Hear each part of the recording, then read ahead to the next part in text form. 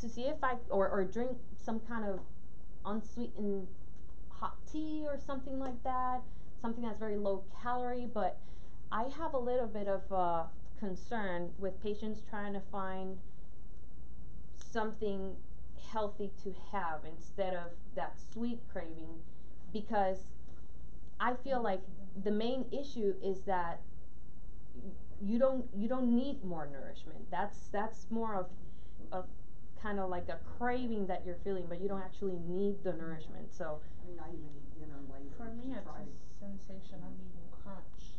yeah. So I crunch ice cubes. Okay.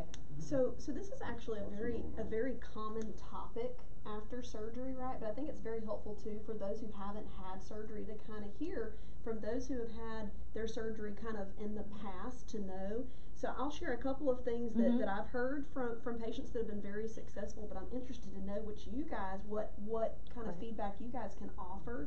And so just to Giselle's point is we know that if we're eating especially our protein first, and we're eating those 3 meals a day, the number one thing that kind of is a barrier for patients after weight loss surgery is that snacking, or what we call grazing, which is eating little bits of things throughout the day that kind of adds up, right? And so we very much encourage drinking your fluids in between your meals, and making sure that you try to avoid snacking as much as possible, because that really is one of the things that makes people sometimes regain some weight after surgery. And so I like how what you were connecting that to is the mind piece, right? Because it's almost like your body's telling you in your mind, I'm hungry, like I want to snack on something. One thing that I remember one of my patients come and telling me that was very effective for her is she put a sign on her refrigerator and her cabinet, and it was just a simple question: are you really hungry? Are you really hungry? Right? Because that would make her stop and go, am I? No, I'm not. Right? Oh, I know I'm not. Right? So what are some things that others have done that has been successful? Like when you feel like you want to snack but you know you shouldn't snack, what has been helpful? What do you do with that in that moment? I had a neighbor put a picture of a cow on the refrigerator. That took care of it. Okay. Of a cow? I don't want to look like someone else. No more I've heard of people putting their pre-op picture really up there too, right? Because it's like, remind yourself where you've come, or right. where you were, and how far you've come. Right. Okay. I like that. What else could you do? One thing I did when I was going to Weight Watchers many times, but every time I'd lose 5 pounds, I'd take a picture of a 5-pound bag of sugar, and pretty soon I'd have this whole big line of all these bags of sugar up there going, okay, that's what I lost. Yeah, I like that. Maybe I need to go back What else and do has that been again. What else has been successful for people? Whatever works. It's different for different people, right? Have you ever had that issue since you're 3 years out? Any issues with wanting to snack? I eat 4 times a day, 5 times a day. Okay. And then my doctor's ordered Okay. but I don't have 5 meals. My breakfast like 6 o'clock, lunchtime, have little yogurt. Yeah, 10 a.m. break. Yeah. So 10 o'clock and 3 o'clock breaks. that kind of sounds like sticking to a meal pattern, and trying to sticking to that meal pattern allows you to not snack when you're not supposed to, because in your mind you probably think, okay, these are my meal times and that's it. I know that I need to do that to stay nourished, so that's what I'm going to do. And that structure helps. So that's why you're often going to hear us nutritionists, the doctors, saying consistency day by day with meal times is really helpful for weight loss and weight maintenance. What if you have like a weird sleep schedule where some days you're up early, some days you're up late? Does it, I mean, that affects your hunger levels too, does it not? Yeah. The fact that you want to snack more? So that's more challenging, absolutely. So I think that when patients mention that or tell me that concern, I try to go back to why is the reason that the sleep is that way, and trying to see if we can brainstorm ideas together of ways to change that a little bit, so it helps you with your plans to have consistent meals. And it's easier said than done, right? Because Yeah, if the practice this last month's been hard. yeah, Cause I've just been, you know, Sure. in the practice phase of doing the whole. right, So. right. And these are habits that, you know, if they've been going on for a really long time, I don't expect you to suddenly be changing that around drastically in a month or 2 months. It takes practice. But our body is really good at adapting. So if you keep, you know, telling your body, you know what, I'm not sleepy, but I'm gonna take a nice warm shower. I'm gonna stay in bed. I'm gonna read a book or something that's soothing, and see if you can kind of get your brain used to shutting down at an earlier time so that you don't have to wake up later. This is why a lot of times having that relationship with a dietitian and being able to sit down and individually talk about what your challenges are, what your schedules are, is so important. And he's a really good friend of mine had a sleeve gastrectomy, and probably I'm going to say maybe she was a year out. We took our kids to Six Flags. Guess what? Six Flags doesn't have healthy choices of eating, right? And even if you buy like their little meal plan where you can go and you can pop into little different restaurants and stuff, they will if you have a special diet. And so online you can go on there, and so when you get checked in, like when you go through like their security and things like that, that's just something to keep in mind. You know, whether it's a protein shake or a protein bar or whatever, they will allow you if you've got something, you know, like a special diet that you have to adhere to, or you know, I'm sure it's linked in with like people who have allergies and things like that. But something to think about and plan ahead for before you go somewhere like that. Yeah, that's really good. I wouldn't have thought about that, and maybe even calling the park ahead of time just to let them know that I'm coming over this weekend and this is going on. So thank you for bringing that up. That's a great question. You know, I think my other question for you too, just to think through, is what time are you eating dinner and what time are you going to bed? Like, is there a big gap between that period of time? I try to have an afternoon snack, like 4 to 5-ish, and then have dinner maybe around 8 or so. Okay. I think I'm usually a later night person, so. Gotcha. I was gonna say 8 o'clock's pretty late. What time are you going to bed though? Because you said you were wanting to snack at bedtime. It depends on the night, but anywhere between 11:30 and 1. Okay, so you're a night owl. Yeah. I'm with you there.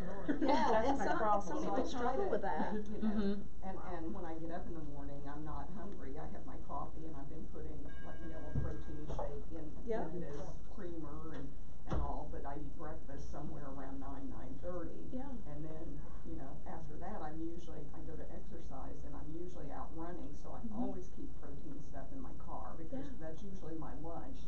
But I try to have a snack when I get home in the afternoon because I don't want to eat early. If I do, I'm going to be even more hungry, or the middle's going to be stronger. So, but it's just like, okay, if I just really give in, are there good healthy protein snacks that you can have, at night other than a full protein bar? There are.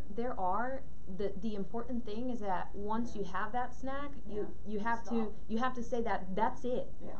That is it's it. Just a matter of just wanting a bite. Right. I sound like my grandmother.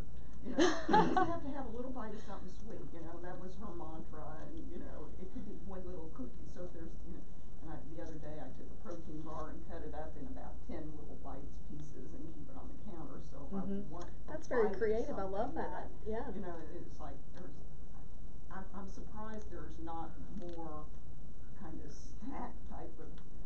Well, legal snack type. You know what that just made me think of though is I don't know what type of vitamins you guys are used to using because there's so many different vitamins out there on the market, but Bariatric Advantage makes those caramel or chocolate chews that are calcium supplements, and I've had patients tell me that they love them and it tastes like candy to them, and so they'll save it for times like that, like that's their treat, but yet it's good for your body, right? Chocolate one sitting on my coffee table at night, so I can do one of those before bed. I'm having some chocolate. Now, who were our patients that had not had surgery yet? How far out is your surgery? Do you have a date yet? I haven't had a date yet.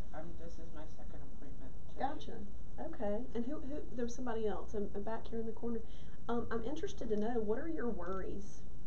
We've got a room full of experienced patients. What are you guys thinking about? What are you worried about? I don't have any worries as far as worry goes. Because it's a lot of it mindset, and I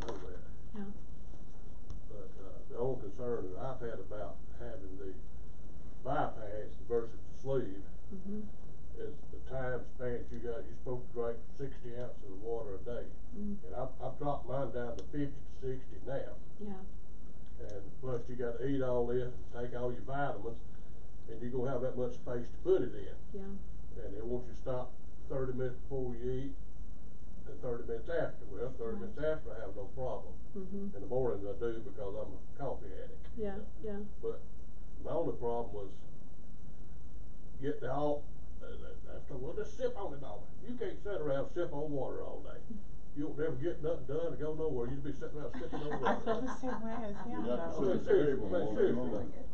So what do you You'd have to guys sit at the do? table all day long. What works for Well, I ain't gonna You do just that. carry on the way they want you to do it. I know, I mean, based on the way it's been, I've been told, Yeah, that's for the me. most part, you just sit in the house and you sip on your water every 15 minutes, and then you take your pills, then you eat stacks 5 times a day, Mhm. and then, say like we eat supper normally around 6 o'clock, 6:30, Yeah. because before I got into this program, you know, if you ate after 7 o'clock, that's weight, extra weight. Mhm. And that's just common sense. If you eat a big supper after 7 o'clock, that's common sense. Yeah. But, so we've cut it back to 6 or 6:30, and somewhere between 8 and 10 o'clock, it ain't no mindset thing, my stomach is growling and everything else, I'm hungry, you know what I mean? Yeah. But you don't have a tool yet, right? That physical tool. Right. So I'm interested to know what's worked. If you hit the bypass, you won't be hungry. Mhm. Yeah. It's more Because- about the water intake though, is what he's trying to And the thing is, they make those bottles with the squeeze top on them. Yeah. And I drove a truck after I had that surgery. Yeah. I just carried one of those bottles with a squeeze top, hit a little bit of it, or a cup like she's got there. Well, I can understand that if you're driving, sitting around the house, in somewhere. Sure. If you out out in the garden, out doing other things, Well, you say just like have to go take a on little a trip something or with something you. like that, you just get caught where it's sticking no water Well, all you day. You ever heard of a camelback? You guys seen Oh, that? give me a break now. Just saying. Hey, we're I'm pushing we're 70 years old. brainstorming solutions here. Yeah. There's always a solution to any problem, Mhm. and there's nothing better than bringing the problem or the issue here to this group, because Mhm. you'll get so many different perspectives. Yep. The thing is that we always have to have that mentality of, you know what, it's a challenge, but I know I'll be able to figure it out. Mhm. And actually the camelback is a really good idea. I mean, for I'm just someone saying. that's actively, I can understand that, let's Some say people hike and take it with them. exactly, That way, if you're constantly moving and it's actually really hard to do what I do, I feel like I don't go anywhere. Even to the bathroom sometimes I'm like, why am I bringing my water to the bathroom?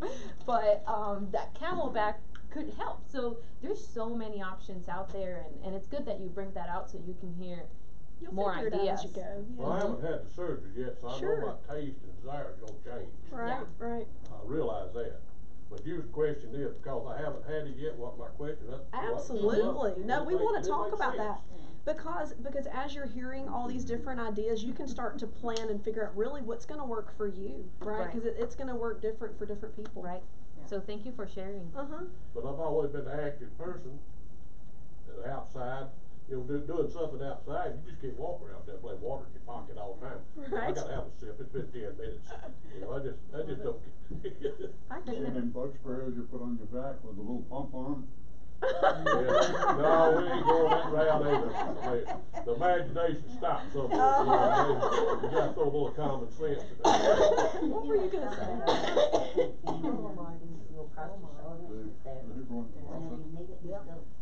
Or you got that beer hat with beer in it, put your water in it. Right, exactly. I was just thinking that too. What was your comment? Well, my nutritionist said it doesn't have to be all water, it has to be liquid. Yeah. And to be honest with you, I'm not a fan of water, I just don't care for it. I make myself drink it, but you know, I try to count my couple cups of coffee in the morning. And I like the flavored waters, like Aldi's has a Fit and Active that's, you know, comes in lemonade and strawberry, banana, and or kiwi. Is there a and certain type they're of sugar, waters, like the and packets she's talking about? and they're good, and I always keep I keep a little box in the back of behind my seat that is full of like water bottles and the diet green tea. I drink that a lot. But I always have something in my car, cause I seem to spend a lot of time in my car, so, you know. One of my favorites because I'm like you. Like I can drink just so much plain water, but I like to have flavoring. Yeah. And so one of my favorites that I've learned through the years is those Mio drops. And now I think even different stores have kind of not a kickoff, but but something like that, you know, that's got 0 calories in it, but it's got the flavoring. Yeah. I like it because it's got a flip top on it. You can throw it in a bag or a purse and take it with you. I've had patients that were trying to get off caffeine before surgery, but were addicted to like tea, you know, or soft drinks and things like that, right? And so they were preoperatively trying to plan ahead because they knew, hey, that's going to be an issue for me. And so they were able to just kind of sample the different flavors and come up with something so that they wouldn't feel like they were depriving themselves, but instead they were replacing that thing that they felt like they couldn't do without with something that was a healthier choice. What I switched to for pre-op 3 months before I started doing it, I went to decaf coffee, which that takes you a little while to get used to that. Yep. You know, when you drink regular coffee. But now, if I drink regular coffee, have more than 1 cup, I start getting like this. And for the sodas and that type of thing, I switched to Crystal Light. Yeah. That I mix it up. It has nothing in it, but it has a taste to it. Yes. And that over ice, and I still drink the Crystal Light and decaf. So it's Your just question was once you make green the change, tea it's have easy to do. caffeine in it? It does. Yes, you gotta get the decaf. And like sweetened tea, just tea in general. So you have to get the decaf. They told me that I had to switch to what brand? There's a brand, Crystal Light. Yeah, the Crystal Light tea is supposed to be decaffeinated, and they made me switch to that. So I've had a hard time transitioning to that. Yeah. It takes some It's a very time. different taste than. Taste, and some people might feel some withdrawal symptoms from caffeine as well. I had withdrawals. Which is not from, easy. Like carbs in general for the first week that I started the whole diet. I had headaches, like massive headaches for like a whole week. And I had to even call my doctor because I didn't know what was. Because you were worried. Yeah. Great conversation. Yeah. Does anyone have any other question? Any other challenge that they face that they want to share, or any specific nutrition questions that you want to make? No? Sorry. Go for it. That's what it's about. Well, I have this problem of buying foods at the checkout stand, and I bought this green bean spaghetti at Marshall's or Home Goods or something. And it's 100% green beans, but carbs are high on it. It's something like that. I mean, as long as it's made out of a vegetable, still okay. So I would have to look at the product package and look at the ingredients list because I don't know. The ingredients is pretty much green beans. It period. just says green beans. It doesn't say anything else. Somehow they processed it into little spaghetti tubes. I haven't eaten it yet, but Maybe just the way that they process it. I was surprised at the number of carbs for it being right. Because Because those non-starchy vegetables, they still have carbs. They're just very low in carbs. And to make a product like green bean, you said noodles? Spaghetti. I'm thinking that they're probably concentrating the carbs in it, kind of taking out the water content of it to be able to concentrate that and make it into an actual spaghetti. So maybe that's why it's kind of higher in carbs that you would expect. Because again, those non-starchy vegetables, you might hear people say, oh, those have no carbs. It's because they have little carbs, but they still have carbs. Patients with diabetes, they still have to take into account those non-starchy vegetables so that their blood sugars don't go up.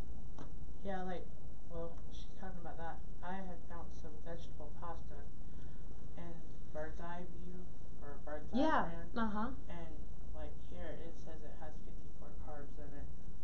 For the serving, so I mean. So what kind of vegetable? It doesn't say, just vegetable pasta. These processed foods, they're a challenge. Even for me as a dietitian, there's just so many new things that are coming up, and they market it as healthy, but yet you gotta really look into it and dig into it. I So think this had wheat flour in it though. okay, so that makes sense. Yeah. And you in this journey, you'll learn how to read nutrition facts labels, ingredients lists. You'll be able to identify. You'll get good at that. That hopefully in the future you feel like you look at a product and you can make a good assessment of what it is, what it has, and if it's a good option for you. I've noticed it's taking me like an hour just to go and get 10 items from the store. Because you're looking at the nutrition facts label. Yes, yes. I suggest patients to look at the nutrition facts label when they're at home, when they have some free time. Because if you go to their websites, you'll be able to find all of that, so that when you go to a grocery store, you don't have a line of carts behind you. Well, Yes. I've noticed I'm taking forever. Yes, So. yes.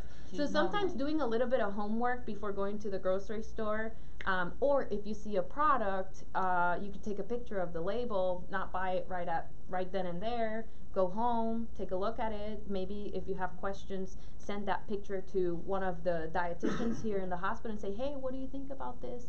Always use us as a resource, because I'm telling you, it's difficult stuff, even for nutrition professionals. There's just so many new products coming out there.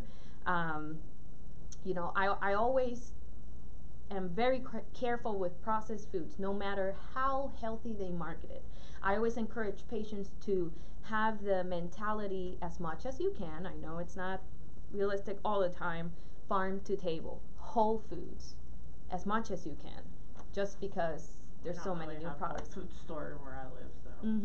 Well, and you've got to be careful. There is a place online called Northeast Georgia, locally grown, and I just used them this last week, and they have good products, and it's not super expensive. They have all the winter vegetables. They have like duck eggs, they got meats, they got. The one that you pick up on Wednesday, so the people that were here last Friday, I gave you the brochure for that. Yeah, I went and saw that produce with my own eyes because I hadn't heard about it. I was researching, and the day that I called was a Wednesday, and that was the pickup day. So I was like, wow, can I come over and take a look at it? It's beautiful produce that's in season.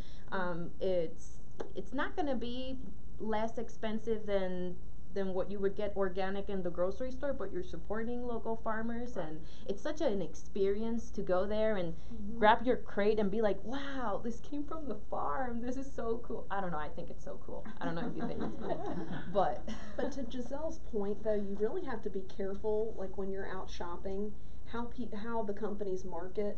Because it's incredible. I've been to the store before and it'll say, at the bottom it'll say gluten free, and I'm like, this never had gluten in it to begin with. Yeah. But they're advertised, because those are like the buzzwords that people are shopping for, right? Okay.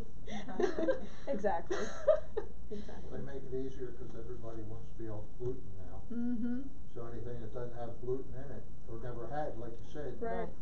they label it so there's no choice. You look at it, or you don't have to figure it out. It's gluten free. Right, that's the power of marketing, where people that don't have the knowledge, they just feel pressured that this is the healthy choice, so let me just grab it. That's why you guys, you have us to always email us with questions whenever, I just learned about this product, give us the name. Snap a picture of the nutritional label and just send it in, because it's interesting how they're marketing that, like, hey, it's vegetable, they're trying to make it sound like it's healthy, but if there's that many carbs in it, there's something else in there, I've noticed more and more packaging on the front now. They have the little bubbles at the bottom that say X calories, X grams of fiber, X blah blah blah. I still turn it over and read it. Yeah, I mean, is that you need to.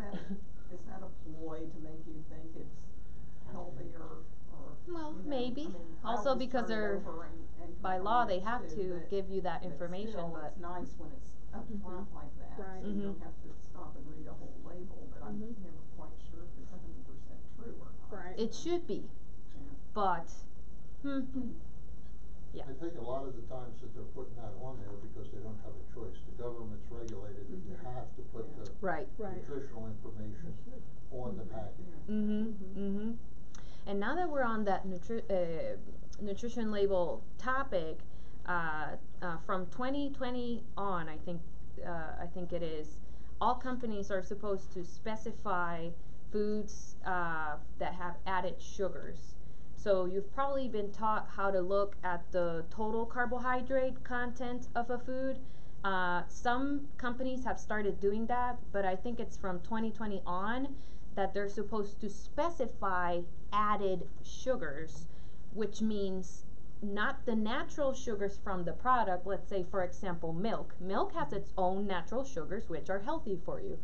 But if they add sugars to it, companies now are supposed to start specifying that. So you know, out of the 30 grams of carbs, how many of those are added sugars, and that's really going to help consumers make a more informed decision about the product, because now you can differentiate. Are these the natural sugars of the product, which are healthy for me, or are these, added sugars? So are you saying that, let's say it says 30 grams of carbs and 5 of it's added, right? Even though it still has 25 grams of natural sugar, is that too high or is that okay?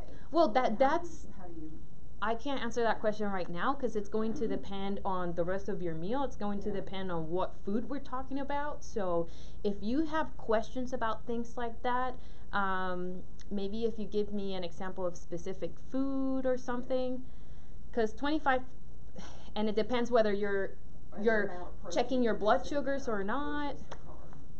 I mean, I guess I'm a little confused as to, well, should I assume because it has very low added sugar that it's okay? Yeah, and yeah. That's my, and I always look at the amount of protein. If protein's high, I'm not as concerned about it. If the protein's 2 grams or something, then I'm a little more nervous about it. But I'm not sure that I'm interpreting it right. Right. So in the they have the grams, and then all the way to the far right they have a percentage. I would say for the added sugars that they're going to start specifying that now, what's considered like a low amount is 5% or less is what you want to look for. But that's a hard question, because it just depends on what ingredient we're talking about and on the rest of your meal. Because it could be 30 carbs. If you don't have more carbs in your plate, then that's fine. But if actually, what I'm probably look at that more than anything else is protein bars and things, because some of the protein bars are all sugar. Yeah. And you have to be really careful with those. But if you've got protein bars that have nuts and fruit in them, which are going to have their own, natural sugars. Because I'm constantly looking for. I'm having issues figuring out the difference between total carbs and net carbs. I don't know the difference in them, and 1 gram of sugar. So is the net 25 grams of sugar is too much for anybody. 6 to 8 grams is I'm diabetic. 6 to 8 grams is It's that old thing, it tastes good, spit it out, it's not good for you. That's what Dr. Wynn recommended. The part that gets me is the sugar alcohol. There's about 20 different flavors. It says it's sugar free, but then it has this high sugar alcohol. right? Because Just feel bad for it. no, so the thing with sugar, okay, these are all really good questions, but the thing with sugar alcohols is that those are not gonna raise your blood sugars. So for diabetics or people that are trying to eat something that's low in carb, it'll have some sugar alcohols in it. But you gotta be careful with sugar alcohols, because they can cause some GI issues to some people, like gassiness or discomfort. So when you say net carbs, I want to make sure that I am understanding the question. I don't know if there's a brisket, whatever the app is, and in one corner you have the total amount of carbs you have for the day, and then it'll net them out to a different number that's a lot lower. Carbs in your sugar. I don't know if maybe they're subtracting the fiber in it, because for some diabetic patients they might subtract the fiber because that doesn't raise your blood sugars. But to be honest, I would recommend to not worry about the net carbs so much, because your nutrition facts label, it's not going to give you a net carb. Well, I mean, just the app that shows like 71 carbs, and then it's that big number, it shows 65 net carbs, so I don't know. Yep. Yeah, I would just go with a 75 carb and just use that as your reference for your carb intake. But that's a good question. Okay, another question I have is how many carbs should you have per meal? Like per each meal that they're like doing, how many carbs should be per meal? and that's very individual. So questions like that are really good questions. I suggest that when you have that one-on-one with your dietitian, definitely bring that up, because that's not going to be a general answer for everyone here. Dr. Wynn says 15. Well, that's why just far out you were. You said just under 3 years, but what I'm proud of you for is that you recognized, hey, I need to keep an eye on this. But it sounds like you went back to tools that you used to be successful to begin with. But that, we're running. We got maybe 12 more minutes of support group. But that kind of brings a topic up for me. Is that as people go through weight loss surgery, it certainly isn't the easy way out, because there's a lot of work involved in this and learning how to use this physical tool to be successful. But I'm interested to know, how have some of you guys, as far as looking at body image and recognizing that weight loss, what ways have y'all gone about recognizing it? Because that's a common problem after people have weight loss surgery, that they lose the weight, but up here, You lose your pillow when they're you're not. sitting down, I can tell you that. You lose your what? Your pillow. Oh, yeah. But so as you lost weight, what did you do to help yourself get your mind connected with your new body and to recognize that, hey, I've lost this much weight? I've got a woodworking shop that I go out and play in every day. And I don't let nothing else bother me when I'm out there. Yeah. My wife keeps me out in the hall, or I can throw some stuff at me. And No, I don't do that. Time for break. exercise. I'm, like I said, I'm that. You love your 73 breaks, huh? pounds I'm kind of struggling with. I can tell when I look in the mirror, okay, some of the, the bones are starting, I'm feeling them a little bit more, so, and the pants I couldn't get zipped, I can zip, so I'm trying to focus on the non-surgical victories versus those 3 pounds, Yeah, exactly. And there are times when it's hard, because I really would like to lose another 5 or 6 over that and go a little bit lower, but then I think, be satisfied with where you are, think of where you came from, Right. What I love about the things that you just shared, though, is it wasn't completely tied to a number on the scale, because we are more than a number, okay? And what I was hearing you say is that you recognized a difference looking back at yourself in the mirror, that you noticed a physical change that you saw in yourself. And what another thing I heard you say was talking about bones, and you're like, oh, that's there. I didn't see that before. I've heard that a lot before in the past too, right? And I think I can't remember if I was sharing this with Giselle, or I think I was sharing this story with her before. But I worked with a patient who I can't remember how much she lost in her first year, but she was a hospital employee, and she wore scrubs to work, right? And so she was working, and she was carrying something in her hand, and her scrub bottoms slipped down. Okay? So number one, she was embarrassed, right? But she was like, okay, who saw that? Pulls her pants back up. But she said she was so proud of herself, because she was like, my pants are loose, they don't fit. And so the way that your clothes fit is a way that you can recognize. What is another thing that kind of helped you to say, yes, I've lost this weight? Look in the mirror. Probably, or maybe your energy levels change, your stamina, you're like, wow. Yeah. I lost 121 pounds, and I noticed it. Did you did you take pictures of yourself to compare before and after at all? Some people do. I got some pictures somewhere. Yeah. High school picture. I find that to be a common problem, though, because before surgery, sometimes people shy away from the camera. They're like, I don't want a picture. But that is something for those of you who haven't gone through this yet with surgery. I very much encourage you to take pictures, because you're going to want to be able to compare and go, look, this was before surgery. Some people take it the day of, like in their hospital gown and everything, right? And then you can take it at intervals, like 3 months, 6 months, 9 months, 12, 18, just so that visibly you can see the difference in yourself. And another thing that I love to do is measurements, so that you can see how many inches you've lost, because it's not just about the number on the scale, right? But that way you mentally begin to connect, and you realize the changes, and you can recognize that for yourself. Because guess what? It's the people around you that will recognize first. And a lot of times for me, I recognized in somebody's face, and I go, oh boy, I can really see the difference, That's kind of the first place I see it, and then they start to melt away as the months go by. It's pretty incredible. So just something to think about. And hearing you say that, how it's a struggle long term, we absolutely understand that. And we say it in that Bariatric 101 class. We like to let patients know that this is a chronic medical condition that needs to be taken care of for the rest of your life. You lose the weight, but you still need the support from your medical providers, and that's why we offer things like this, because we know that it's not enough to just get the surgery done and off you go and figure it out. And also here, and in most places, you might follow up with your doctor once a year, and for some patients that's not enough. Some patients need 3, 4, almost, some patients need every month instead of every year, and that is absolutely fine. So if you feel that you have that need, I can absolutely see you. I know that Jennifer is unable to do that because of the how the clinic works there, but I can see you guys too. So if anyone needs more frequent follow-up, you're more than welcome to call me and schedule an appointment with me, because we know that you need that support. So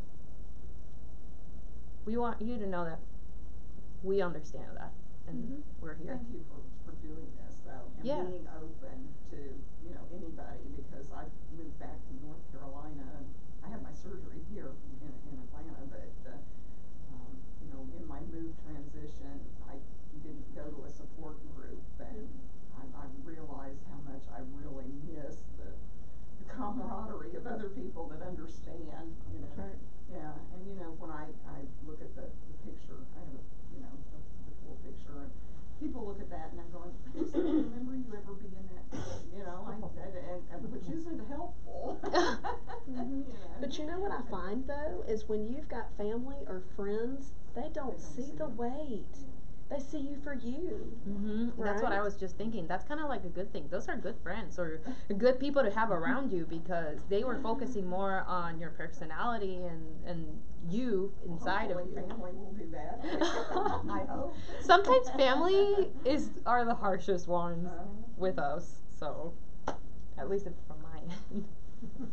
So we just have a few more minutes left. What other questions or comments? Anything else? How do you get your balls back working normal? The what? Your balls. Bald? Bow. Bow. Oh. My mind went the other way. How you get your bald back? I'm like, who wants to be bald? I don't think anyone wants that. How, can you explain a little bit further? So how you get your bowels back? So constipation wise. Mm-hmm. I take that Miralax, and that's what a joke I learned into. Yeah.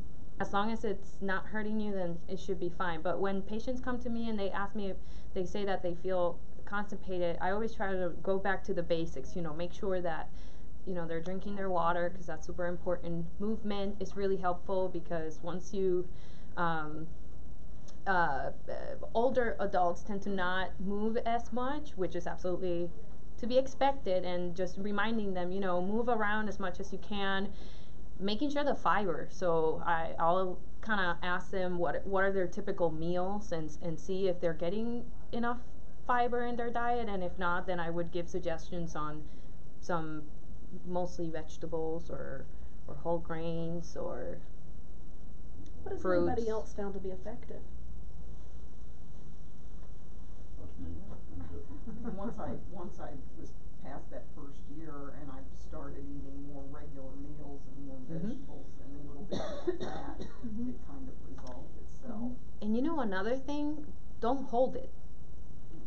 I hope that's okay to say, but don't hold it, because some people, I'm too busy, I can feel it, it's coming, but let me just finish this and do that, and you're holding it. What's happening? Your colon is absorbing all of that water in your poop, so it's gonna be harder for it to come out. So if you feel that you gotta go, forget about everything else, forget about everyone, you gotta go do your business. So that helps too. Yes. It's the truth.